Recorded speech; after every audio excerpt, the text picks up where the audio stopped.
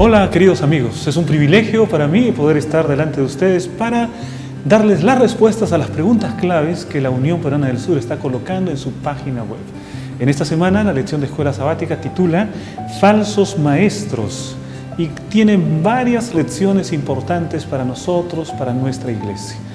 Vamos a ver entonces qué dice la primera pregunta.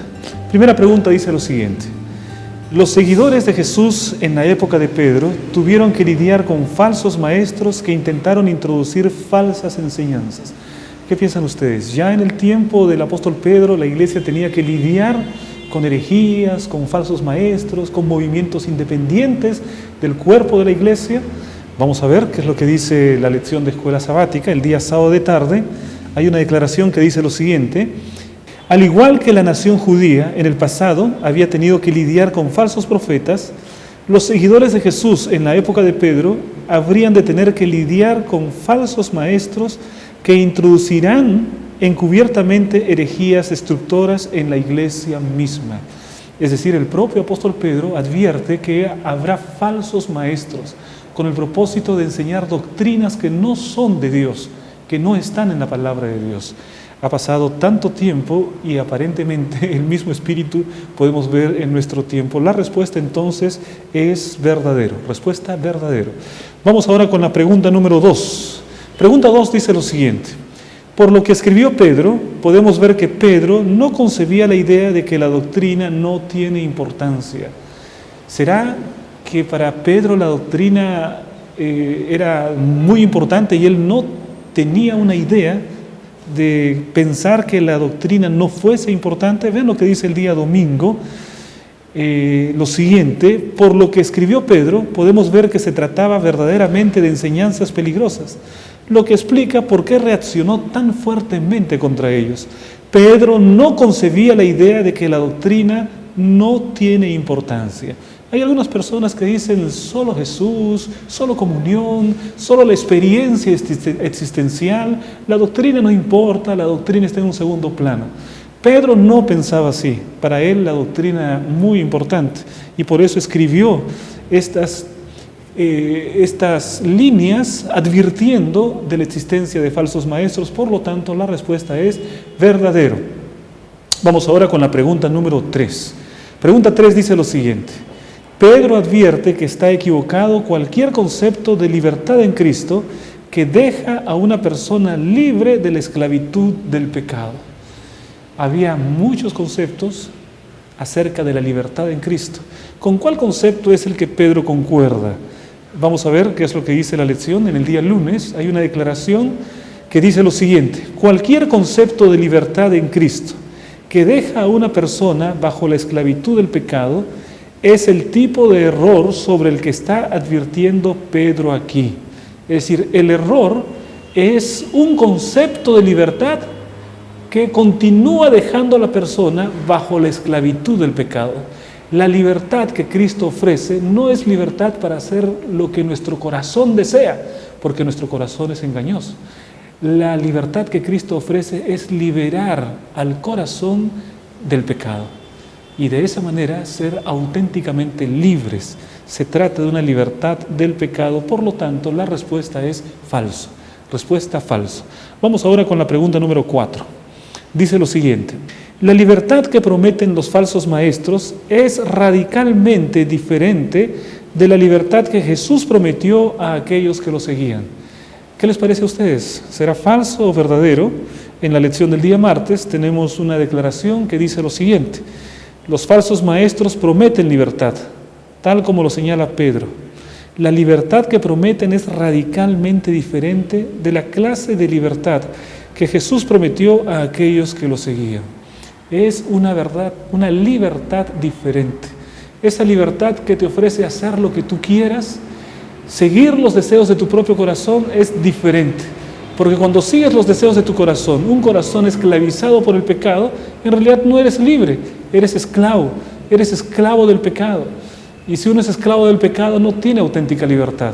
En cambio, la libertad que Cristo ofrece es una libertad de nuestra propia propensión a realizar el pecado. Cristo viene a nuestra vida y nos hace victoriosos contra el pecado. Por lo tanto, la respuesta es verdadero. Se trata de una verdad, de una libertad radicalmente diferente, la de nuestro Señor Jesucristo. Pregunta número 5. El nuevo creyente debe asegurarse de que las cosas del Espíritu reemplacen las cosas que dominaban anteriormente en su vida. Las cosas del Espíritu deben empezar a dominarnos. ¿Qué es lo que nos dominaba anteriormente, antes de conocer a Jesús? Bueno, vamos a ver qué es lo que dice la lección de la escuela sabática. El día martes hay un párrafo que dice lo siguiente: el nuevo creyente debe asegurarse de que las cosas del Espíritu reemplacen las cosas que dominaban anteriormente en su vida. Es decir, antes de conocer a Jesús, ¿qué es lo que nos dominaba? Nos dominaban los vicios, nos dominaba el mal carácter, nos dominaba en síntesis el pecado. Después de conocer a Jesús, Cristo expulsa el pecado de nuestra vida y Él se coloca como el gran libertador de nuestra vida. Y entonces, al vivir en Cristo, vivimos verdaderamente libres. Pero ahora nosotros, en esa vida con Cristo, debemos dejar que las cosas del Espíritu reemplacen a los hábitos anteriores, antes de conocer a Jesús. Los hábitos del Espíritu, la oración, la alabanza al Señor, el asistir a la iglesia, todo lo que la vieja naturaleza no gusta, ahora es algo que nosotros podemos hacer por la presencia del Espíritu Santo en nuestra vida. Respuesta: verdadero. Vamos ahora con la pregunta número 6. Pregunta 6 dice lo siguiente: tanto Pedro como Judas no nos dejan la menor duda de que Dios está monitoreando de cerca el mal. ¿Será eso verdad? ¿Pedro y Judas coinciden? Lo primero que tendríamos que preguntarnos es de qué Judas está hablando la lección de la escuela sabática, porque el Judas de los 12 apóstoles originales creo que no está en relación con lo que dice aquí, pero vamos a ver, el día miércoles dice así: Pedro y Judas se esfuerzan por notificarnos de una verdad importante. Dios está al control del destino de los malvados. Tanto Pedro como Judas no nos dejan la mejor duda de que Dios está monitoreando de cerca el mal. Está hablando del libro de Judas. Y entonces allí se menciona un párrafo que es muy parecido a lo que el apóstol Pedro ha escrito. Tanto Pedro como Judas están dejando en claro qué es lo que Dios hace por el mundo. Dios está dirigiendo la historia humana y está llevando el mundo hasta que finalmente el pecado y el mal sean extirpados del mundo. Por lo tanto, la respuesta es verdadero. Pregunta número 7. La misericordia y la gracia de Dios, no su justicia, son las que juegan un papel importante en la destrucción final del pecado. La destrucción final del pecado, ¿entrará la misericordia de Dios? ¿Entrará la gracia de Dios? ¿Entrará la justicia de Dios? ¿Entrarán los tres? ¿Alguno de ellos no entrará? Vamos a ver qué es lo que dice la lección de escuela sabática. Todos estos episodios están envueltos en una sensación rotunda de irrevocabilidad. Aunque la Escritura habla mucho acerca de la misericordia y la gracia, la justicia de Dios también juega un papel importante en la destrucción final del pecado. Por lo tanto, la respuesta es falso. La justicia tiene un lugar. La justicia de Dios juega un lugar importante. Tanto es así que al momento final, incluso los malvados, incluso los ángeles rebeldes, levantarán su voz al Señor y dirán: Señor, si estamos siendo destruidos, es por una causa justa. Tú eres justo y tus juicios son justos y los aceptamos. Incluso eso sucederá en el momento final.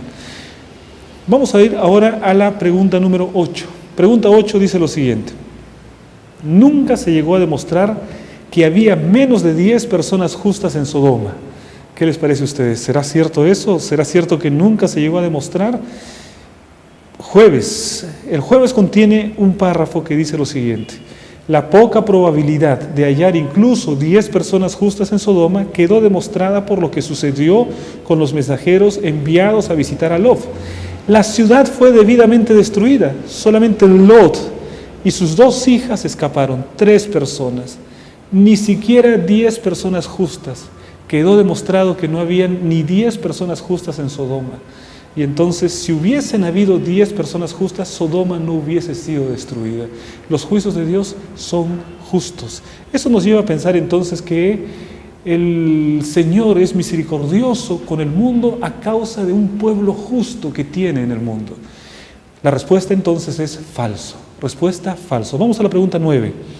Balaam fue un falso profeta que por su codicia recibió un soborno y logró el propósito de maldecir al pueblo de Israel. ¿Fue eso lo que sucedió? ¿Balaam realmente logró su propósito de maldecir al pueblo de Israel? El día jueves contiene un párrafo que dice lo siguiente: Balaam entonces azotó a su asna y solamente se dio cuenta de su error cuando fueron abiertos sus ojos y él mismo vio al ángel de Jehová. Al final Balaam terminó bendiciendo a Israel. Pedro usó a Balaam como un ejemplo de aquellos atraídos por el adulterio y la codicia. Si bien es cierto, Balaam había hecho un trato para maldecir a Israel, cuando Balaam abría la boca, lo que le salían eran bendiciones para Israel. El Señor estaba usando de esa manera a Balaam. Por lo tanto, la respuesta es falso. No logró su propósito de maldecir al pueblo de Israel. Vamos ahora por la pregunta final, pregunta 10. Muchos afirman que la ley ha sido abrogada y que aquellos que lo observan han caído de la gracia. ¿Será cierto? Muchos afirman que la ley ha sido abrogada y que aquellos que lo observan han caído de la gracia. El día viernes tiene una declaración muy interesante. Miles han interpretado erróneamente la libertad en Cristo, considerándola una forma de ilegalidad. Y siendo que Cristo vino a liberarnos de la condenación de la ley, muchos afirman que la ley ha sido abrogada y que aquellos que la observan han caído de la gracia. Entonces, la respuesta es verdadero. Muchos afirman que la ley ha sido abrogada, pero es falso que la ley ha sido abrogada. Y sin embargo, es verdadero que muchos afirman esta mentira. Para eso está el pueblo de Dios, para hacer caer la mentira y para predicar al mundo que la ley de Dios continúa en vigencia. Somos llamados para predicar la verdad tal como está en la palabra de Dios. Que Dios nos bendiga y que la próxima semana continuemos aprendiendo más acerca de las grandes verdades del Evangelio.